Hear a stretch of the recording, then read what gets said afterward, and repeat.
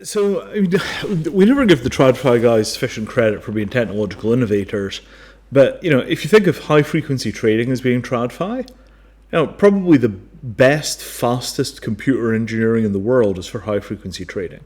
The guys that are running like private microwave links halfway across America to take 5 milliseconds off their time to the exchanges, that kind of stuff. Like, it's a bit like that old joke of like, what do you call alternative medicine that works? You just call it medicine. As soon as the technology is proven to the point where people can make money doing it and not lose their licenses, there's not even going to be a hiccup while the TradFi world appears. A lot of the problem that we've had with the blockchain is that the TradFi guys have been slow to adopt because they've looked at the technologies that they're used to using and they've just been like, well, okay, so this is 350,000 times more expensive per transaction and takes a week and a half to clear. Well, I mean, it's only 15 seconds for a block. Yeah, but we're used to clearing in like 17 milliseconds? Huh. And that's one end of the TradFi spectrum, is that kind of technology, that kind of deployment.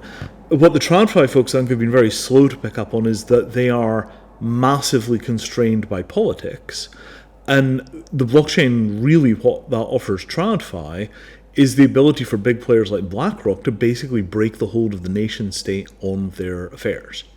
And, that as a sort of like third wave cypherpunk, anarchist DeFi trend.